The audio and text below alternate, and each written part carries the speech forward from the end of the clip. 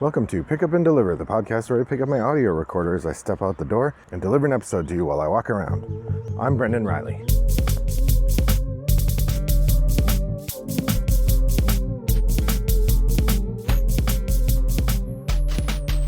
Well, good morning, listeners. It's a lovely, if a little noisy, day here in suburban Chicago. I'm happy to be talking to you about all things board games. The sun is out. Some people are watering their lawns. If you can believe watering your lawn, what are you doing? Well, that's fine. People can water their lawns, I suppose. Not really my bag, but that's okay. It is May 1st, and that means it's time for us to review how we did in April and talk about what's going on. That's right, it's time for Top of the Stack. Top of the Stack is a monthly segment in which I talk about what I played in the last month and plan some plays for the next month. Let's jump right into it. So to start off, I always like to start with a few stats, let you know how my game playing went in April. I played 83 plays of 52 different games, making my year total 304 plays of 124 games. Pretty good. It means I'm on pace for 1,200 plays this year, I think. Is that right? No, I've done 4 months and 300 plays. So I guess, 900. I'm on track for 900. I usually hit 1,000, so 900's a little behind pace, but April was very busy. I suspect May will be very busy as well. We'll probably see a pickup in gameplay in the summer. But for now, 83 plays of 52 different games.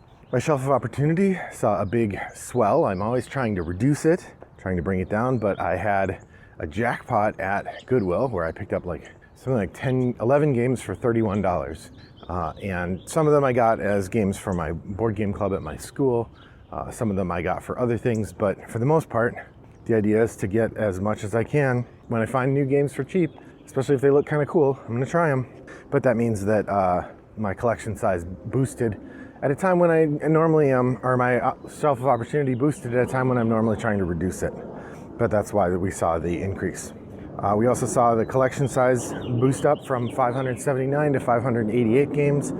That includes the games that I got at Goodwill, which went into my collection, but also then I picked up 2 more games. Last night, April 30th, the Toggle Gaming Club had a used game sale, and I like to support my fellow used game merchants, so I bought a couple things, and thus we saw the boost. My most played game in real life last month was Frosthaven. We played 3 games of it in real life, and my most played game online was Daybreak with 5 plays. I feel like I'm getting the hang of that game now, although I'm still pretty bad at it. It feels like the people I've been playing with are much better at it than I am.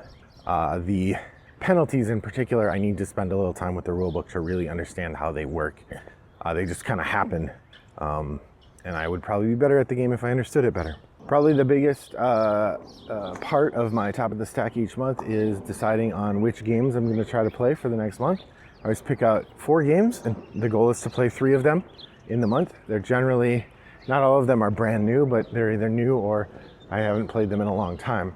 This month, the 4 that I picked were Porta Nigra, Raise the Titanic, Hunted Woad Ridge, and the Alien Artifacts. And I'm sad to say I only got 1 of those played.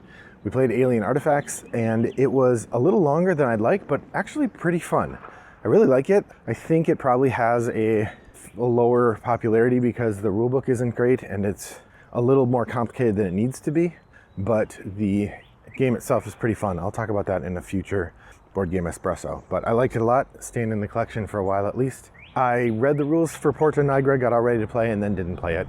That was a bummer, but I think there's a lot of potential there. So I'm looking forward to trying that maybe next week at Game Club. Raise the Titanic, we just didn't get around to it. And Hunted Woad Ridge, I don't know, I haven't made time for solo gaming. It's been pretty busy. This next month I'm going to switch back to another game I've been trying to play forever. We'll see if I do better on that. Next up is First Plays. Each month I like to talk about games that I played for the first time in a given month. I had 6 new games that I tried this month that I hadn't played before. They are Habitat, Ted Lasso the Party Game, Alien Artifacts, Really Loud Librarians, That's Not a Hat, and Wild Serengeti. All 3 of these were pretty fun. I really liked Wild Serengeti in particular, and That's Not a Hat, and Alien Artifacts is pretty good. I'll talk about all of these in upcoming Board Game Espresso episodes. Now, 6 new games is a relatively minor amount for the number of games I normally play in a month. That But again, it was a busy month. So next up, we've got expansion plays. We have 2 expansion plays that I got played this month. You'll remember this is a new category I'm trying, which is where I'm trying out different expansions, trying to get those off the shelf. And the 2 that I tried were More Monikers, an expansion for Monikers. Fantasy Realms Cursed Horde. I thought I was also getting a new expansion played by playing the Life expansion, the Great Facades Life in Sagrada, but turns out I had played that a while ago, so not an expansion. Oops. Or not a new expansion anyway. Oops.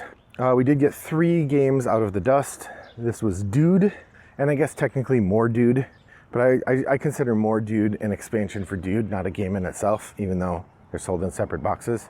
I keep them in one box myself, so that's how I see it. So I got Dude played. It'd been 3 years, 5 months, and 25 days since I played that. Call of the Wild, 2 years, 1 month, and 3 days. And Strike, 3 years, 5 months, 26 games. Just 6 games dusted off so far this year. So I need to up my revisiting game if I want to do better on those numbers. My 10 for 10, the progress is going pretty well. Legacy and campaign games we've already locked down.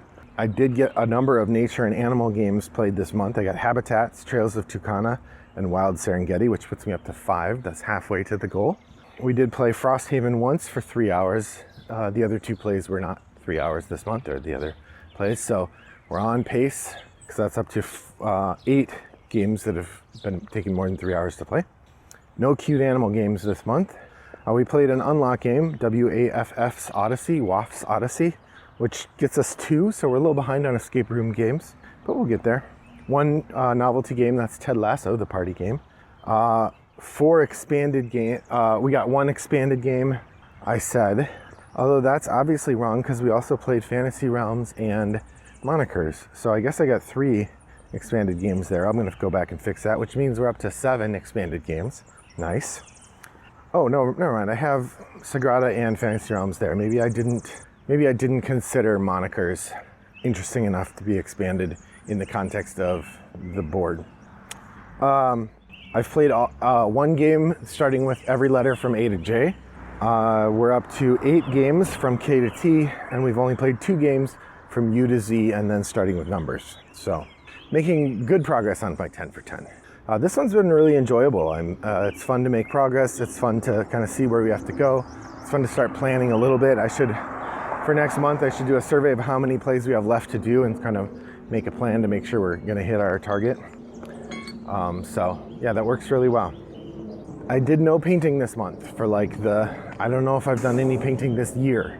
It's been really hard to find time to do it. And when I do have time to myself, I've just been doing other things. So painting has been slow, but I really do want to get back to it. And my family was giving me grief about the fact that I still have Gloomhaven or Frosthaven characters that haven't been painted. So get on that, Brendan, they say. So my shelf of opportunity, I've checked off a number of games this month. 1, 2, 3, 4, 5. So that's good, but I added more than I checked off. I added 1, 2, 3, 4, 5, 6, 7, 8, 9, 10, 11, 12.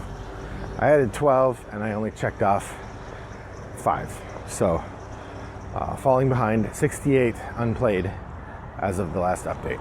I haven't really talked about my H-index much for this year. The H-index is, of course, the number of games that you've played that many times. So like if you've played 1 game 1 time, you have an H-index of 1. If you have 2 different games that you've played 2 times each, that's an index of 2, and so on. My current H-index for this year is 8. I have many games that I've played. Why is it only 8? Oh, I have 8 games that I've played at least 8 times. In fact, I've played them all 9 times. The 9th game I've only played 8 times. So that's where I'm stuck on that list. But my games are Daybreak with 19 plays.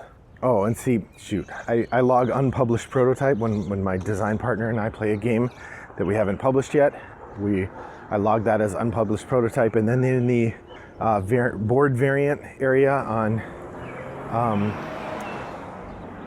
in the board variant area on the board game stats, I will mark that as which variant we're playing, in other words, which game we're testing. That's part of how I keep track of scores, but also of who tested our games, so that when we get to the point where we're putting people in the rulebook, we've got the names of our testers. So I guess my H index still is 8. If you take out unpublished prototype, then that means Daybreak with 19 plays. That Time You Killed Me with 16 plays, almost entirely with Gabriel Edge. Hey Gabriel, nice job. We're having fun with that. We may take a break a little bit and play Cairn for a while. That's another game that's similar in nature, and I haven't played that one as much, and we don't want to burn ourselves out, I think. Gaia Project, I'm at 13 plays. Obsession, I'm at 11. Frosthaven, I'm at 10. Res Arcana, I'm at 9. Matainai, I'm at 9. And Through the Ages, I'm at 8. So that's my H index at 8. I also have a bunch of plays of a couple other games that are quickly climbing the ranks. I'm having a lot of fun on Board Game Arena lately, so if you aren't on there, you should definitely head over. I've got a bunch of plays of Gaia Project under my belt, obviously, as I said. That one's really interesting because for a long time I really liked Terra Mystica better. I think I've probably been swayed that Gaia Project is the better game, but I have never played it on the table. So it's in this weird space where I've played it a lot, but I've also never played it, sort of. And I'm not sure I would have been able to grasp what's going on in Gaia Project without having played Terra Mystica first. And even so, I still feel like I've got a lot to learn. I don't really understand some of the systems. But then again, I don't think I was ever all that good at Terra Mystica either. Although I did come to grasp how the cult tracks worked in that game. And I think Gaia Project, the technologies, they run just a different way, and it makes it harder to, there's more choices to make, so it takes a bit more struggle. That said, I'm having a good time with that. I've been playing that regularly with Eric G and Chris Hengy. Hey Chris. Those are my two Gaia Project pals. I continue playing Through the Ages, mostly with Chris. I've not played it with Ray very much. Mostly with Ray, I've switched into playing games with Ray and Rich and I think a guy named Matt. His name's Matt. So we're playing mostly 4-player games now with that group, which has been fun. I do sort of miss the 2-player games with Ray, but I guess I could always start one if I miss it that badly. One other category in my board game plays that I include on my page but haven't really talked about much on here are what I'm calling notable plays. These are plays of games that just are interesting because I haven't played them a lot. One game that's become a recurring pleasure for the whole family, everybody likes it and we often are able to play it with one of our grandmas, is Illiterati. Illiterati is a real-time word creation game where each player gets a stack of letters and then we flip a timer and you have, I think, 2 minutes or 3 minutes to for everybody to use all the letters they have mixed with all the letters everybody else has to make words. And your first priority is every round to make complete words. The thing is, if you just make complete words, all you're doing is staving off the inevitable. Instead, what you have to start doing is you have these cards that give you challenges. So instead of just 3 complete words, or instead of just use all the letters to make words, you might have a thing that says, use the letters to make names of fast food restaurants. And you have to have 3 different fast food restaurants. And so if you complete your challenge, then you move on to the next challenge. But you also still have to make letters with everybody else to make sure all the letters get used. So now you have these competing goals. On top of that, each of the letters has one of 5 colors on it. There's a neutral color that doesn't count as a color at all, black. But then there's teal, red, purple, and orange. And they have a little symbol that goes with them, so it's colorblind friendly. But you have to use, on a lot of the challenges, you also have to have a certain number of tiles with those symbols. And so you're also distracted by that. And the big thing is, like, defeating the challenges distracts you, and then sometimes you don't get all the words made by the time the timer runs out. If you don't have all the words made, then you take these penalties, and the penalties just get brutal. And when you're playing normal, you can take 3 rounds where you get penalties. If you're playing on hard, you only get 2 rounds. 2 other games that I'd like to offer as notable plays. Praga Caput Regni has now become available on Board Game Arena, and the play of it's very smooth. I really like it. I'm a little sad to move away from Yucata for that game, but the interface is nicer on Board Game Arena, and I just like the overall play better there. So we've been playing that a couple times. It's making me realize how much I like that game again. It's bringing me back to it. Need to get it out on the table again. And then I've really been enjoying getting to know Spirit Island better. I have a copy I borrowed, and my son and I have been playing it once a week or so, and it's really great to get to learn the system better, to start anticipating what the enemies do, to work together to block what they're doing or manipulate the board so that they don't overwhelm us too quick. We've got like a 50% win ratio. Sometimes we win, sometimes we lose, and we're trying harder games as we go along and trying out different spirits. It's been really fun, and I can see this being a game that we'll play a lot as time goes by. That leads me to my next month's plan. Next month I will be playing some new games. In particular, I'll be looking at Ryu is on my top of my stack. We've got the Columbo detective game, and I'm returning to Hadrian's Wall. Hadrian's Wall is, of course, a solo game that was on my to-play list several times last year, and I never got played. I did finally play it one time or two times on Board Game Arena, enough that I kind of marked it played, but I still don't feel like I really got a good grasp of it, so I want to give it another go on paper. And I still haven't removed it from my shelf of opportunity yet, because I feel like I have to play the game on paper in order to remove it, and I haven't done that yet. And then finally, I put Porta Nigra on there again. I know it's a new one, and just repeating it another month isn't super exciting from the listener perspective, but I did put a bunch of work into learning it, and I'm ready to play it, so I really want to get it to the table. I think I'm going to post about it and bring it next week, and hopefully some people will join me at Toggle. Well, that's about it for me. I hope that you'll head over to Board Game Geek Guild 3269 and share your games that you've been playing this month, so we can know a little bit more about what games excited you in April and what games you're planning to play in May. If you want to send me a direct message, Wombat929 on Board Game Geek. It's probably the easiest way. I also have an email address, brendan@rattleboxgames.com. Thanks for joining me on my walk today. I hope your next walk is as pleasant as mine was. Bye-bye.